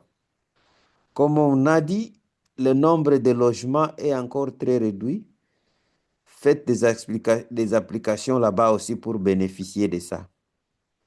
Et l'application de la bourse est encore très réduite comparativement à celle des gens qui ont fait les applications. Voilà, ça c'est tout ce que je voulais dire. Et concernant le programme évolue très bien. Il n'y a que deux ou trois orateurs qui doivent être pour compléter la liste de 120 orateurs pour les sessions parallèles, alors que pour les sessions, les plénaires, tous les, les, les orateurs ont déjà confirmé. Alors, il n'y a qu'autour de 4 ou 5 orateurs qui ne sont pas encore confirmés. C'est vous dire que nous sommes déjà à une étape très avancée. D'ici décembre, les bourses seront sécurisées. Les gens auront déjà leurs lettres pour leur confirmer qu'ils ont des bourses. Évidemment, tout ça, ça sera à travers les présidents des mouvements nationaux qui doivent nous donner des listes là avec priorité. C'est-à-dire, On vous envoie la liste. Vous mettez des priorités de 1 à 10 ou de 1 à 60. Ça dépend de vos membres. S'il y a 3 bourses, les 3 premiers noms vont apparaître, les oraux. S'il n'y a qu'une seule personne, donc le premier nom va en avoir. Alors ça sera envoyé d'ici là, d'ici 2, 3 semaines pour que vous puissiez faire la liste en fonction de votre priorité. Euh, le reste, tout est en marche. Je ne sais pas s'il y a une question à poser. Sinon, tout a été dit et je n'ai rien à ajouter sur ce qui a été dit. C'était vraiment bien. Merci encore une fois pour votre attention et votre participation. Et nous prions que personne ne reste derrière, que nous serons tous là-bas. Ok, à vous la parole, frère Sofako. Merci, cher Homo. Docteur Augustin, merci pour ces précisions. Ça nous permet de mieux voir encore les défis qui sont devant nous. Comme je l'ai dit dans la présentation, c'est vraiment important que nous puissions faire les 3 enregistrements. Le tout premier, qui est l'enregistrement, l'inscription elle-même. La seconde, c'est la demande de bourse sur toute personne qui a déjà fait la demande de bourse, qui a reçu un mail disant la dernière fois d'ajouter des lettres de recommandation. On a renvoyé des mails. S'il vous plaît, réinscrivez-vous pour que les choses soient sûres, que ça reste vraiment dans le système du comité d'organisation. La troisième chose, vous l'avez bien constaté dans la présentation du docteur Augustin Lutakwa, que beaucoup n'ont pas fait la demande de la bourse, beaucoup n'ont pas fait encore plus la demande pour le logement. Mais je vous assure, le logement est cher euh, en Corée à Jeju, donc mieux vaut pouvoir nous inscrire. Dès ce soir déjà, j'aimerais vous encourager à pouvoir le faire. S'il y a les responsables des pays qui sont ici, je vous prierai de m'envoyer la liste. Faites la liste dans vos pays et vous m'envoyez la liste et qu'on s'assure chez chaque personne comment ça a été fait, si les 3 enregistrements étaient faits. Et je serai aussi en contact avec le Dr Lutakwa pour nous assurer de l'évolution des inscriptions, des 3 que nous devions faire pour quand même mieux bénéficier. La demande de bourse s'arrête le 31 décembre. C'est juste à faire en ligne. Cliquons, faisons ça en même temps. N'attendons pas encore. Si nous finissons même ici maintenant, vous pouvez commencer par le faire en même temps. Vous le faites en même temps et vous assurez que tout est bon et je crois que ça nous aidera beaucoup plus. Merci. Je ne sais pas s'il y a des questions particulières. Sinon, nous sommes tout oui pour vous aider à répondre à vos préoccupations. Si vous avez voilà, des interrogations, des questions, vous pouvez toutefois les poser et on va voir. Ouais, docteur Berfina, vous avez la parole. Oui, merci docteur Eglo pour la présentation. Merci docteur Lutako, merci docteur Augustin. Bonsoir à tous. En fait, ma question, c'est par rapport au visa. Je voulais savoir pour des personnes qui sont de nationalités différentes du pays où ils résident, par exemple, un Camerounais qui réside au Sénégal ou un Congolais qui réside au Sénégal, est-ce qu'on doit obligatoirement aller à l'ambassade ou bien pour ces personnes-là, il n'y a pas besoin de chercher le visa pour Jeju? Merci beaucoup, docteur Berfina, pour la question. Oui, en fait, c'est les nationalités, mais pas les pays de résidence. C'est le passeport dont vous êtes détentrice. Si votre passeport, c'est Cameroun, vous êtes dans le même lot que le Sénégal. Il faut avoir le visa dans votre passeport avant d'embarquer. Si vous êtes, je dirais, un Burkinabé qui est au Sénégal, par exemple, le Sénégal a besoin de visa dans son passeport avant d'embarquer. Mais si vous êtes Burkinabé, détenteur d'un passeport burkinabé, vous n'avez pas besoin de visa. C'est le passeport, votre nationalité qui est en jeu. Mais si vous avez un passeport, vous êtes Burkinabé, mais vous avez un passeport sénégalais, vous rentrez dans le cadre du Sénégal ou du Cameroun, qui doivent avoir leur visa avant de voyager. Je ne sais pas si je me suis fait comprendre. Si, c'est très clair. Merci beaucoup. Merci, docteur Berfina. D'autres questions, d'autres inquiétudes? Je ne sais pas s'il n'y a plus d'autres questions. Nous allons juste nous encourager alors par rapport à ces inscriptions-là. Normalement, nombre d'inscrits doit être nombre ayant fait la demande pas passeport, pardon, demande de bourse. Ce serait également le nombre de personnes ayant fait la demande de logement. Ça va être le cas. Lorsque vous allez pour vous inscrire, ne vous arrêtez pas en même temps.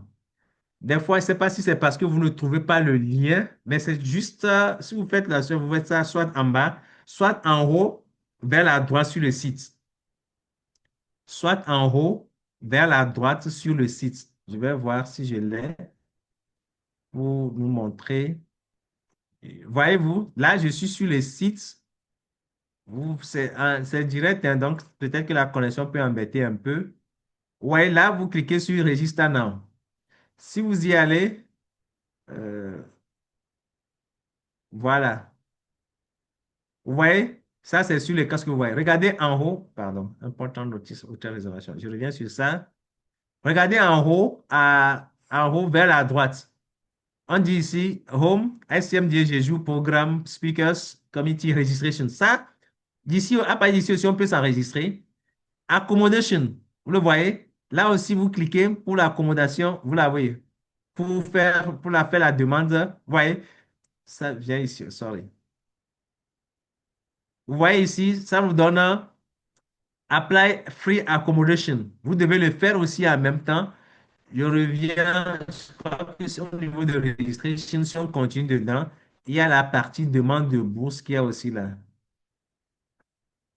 Je vais rentrer dedans pour voir. Là, je suis directement sur le site. Je ne sais pas si vous voyez mon écran. Ça est en train de charger. Voilà.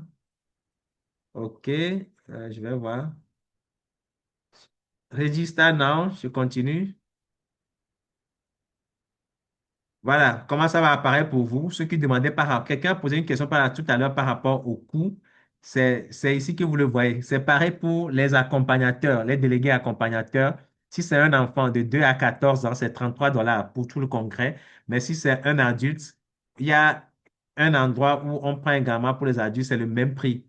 Un adulte catégorie low income countries, si c'est un étudiant, un accompagnant, regardez, ça c'est le prix de celui qui accompagne. Si c'est votre épouse, si c'est votre mari, voilà, c'est ce que ça donne. Mais si c'est vous-même, ça vous fait 755 dollars, mais vous devez choisir ici pour lui pour pouvoir faire calculer le coût comme cela se doit.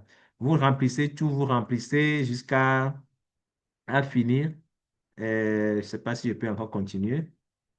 Bon, j'annule d'abord. Voilà, ça c'est registration. Et ensuite, je crois qu'on doit pouvoir avoir également pour la bourse aussi juste en dessous. Je ne le vois pas.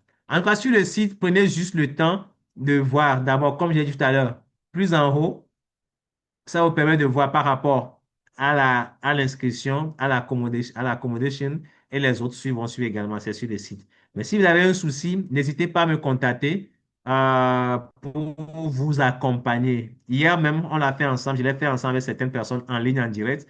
On a discuté, on a pu faire l'enregistrement. Donc, je suis disponible pour vous accompagner par rapport à ces trois types d'enregistrement. Que le Seigneur vous bénisse. J'arrête mon partage. Voilà.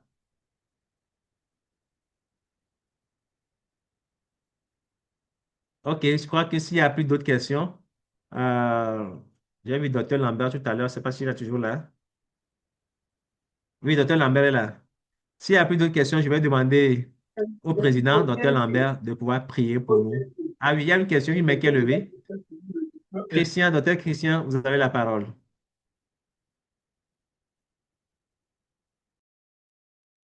Oui, merci, docteur Augustin. C'est très informatif.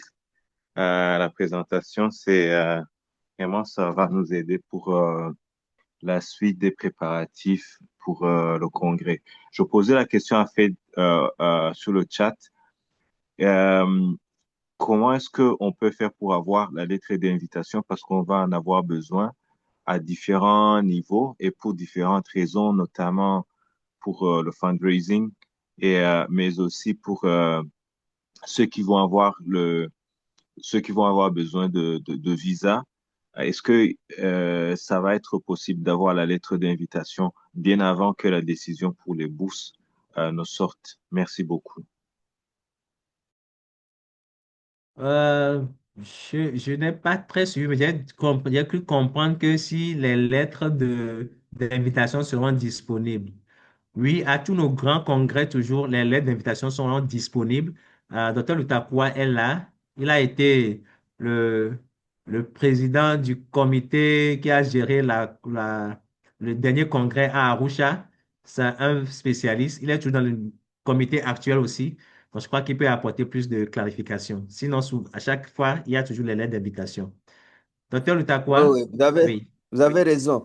On a toujours donné des lettres là, mais il faut vous adresser au bureau. Il faut écrire la lettre là et séparer et demander ça. Maintenant, ils peuvent même vous donner ça. On disponibilise ça tout simplement pour des raisons de autres. Il faut tout simplement motiver pourquoi vous voulez la lettre là. Ils vont vous donner ça. D'accord, merci beaucoup. Merci beaucoup, docteur Augustin. Ouais. Oui, ici, il n'y a plus d'autres questions. Je vais demander alors au docteur Lambert. Je remercie d'abord tout le monde pour la participation. Toujours la présence de docteur Augustin Lutakwa qui nous accompagne toujours. Docteur Lambert aussi, le président qui est présent. Merci. Merci à tout le monde, tous les pays qui sont représentés.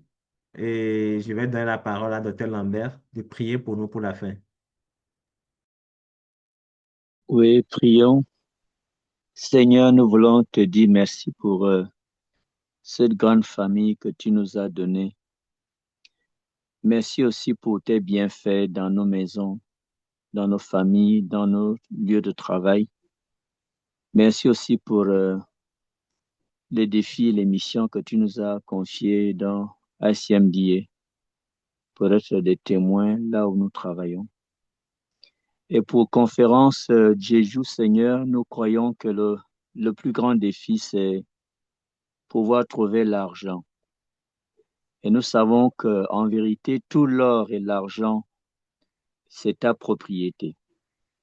Nous venons unir nos cœurs ce soir pour te supplier, pour que tu suscites des fonds là où les fonds se trouvent, pour que chaque personne que tu as choisie pour aller là-bas, et chaque personne qui désire y aller, Père, pourvoie aux besoins.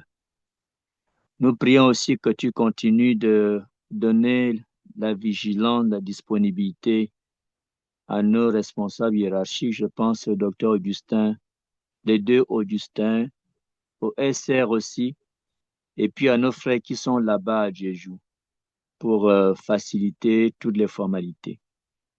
Pour tous ceux qui hésitent encore, Seigneur, donne-leur le courage de compter sur toi et d'avoir la foi que tu peux soulever les montagnes pour eux. Nous te disons merci pour ces moments. Nous croyons que tu es fidèle comme tu nous as aidés lors de toutes les conférences mondiales dans le passé. Tu n'as pas changé, tu es le même. Accorde-nous un repos suffisant aujourd'hui, cette nuit, et que demain dimanche, Seigneur Dieu, nous pouvons te célébrer dans nos lieux de culte, en famille, avec les autres frères. Nous avons prié ainsi au nom de Jésus-Christ, notre Sauveur et Seigneur. Amen. Amen. Amen. Amen. Soyez bénis. Amen. Que la grâce vous accompagne et préparons-nous pour Jésus. Que l'Afrique francophone soit vraiment représentée. Merci.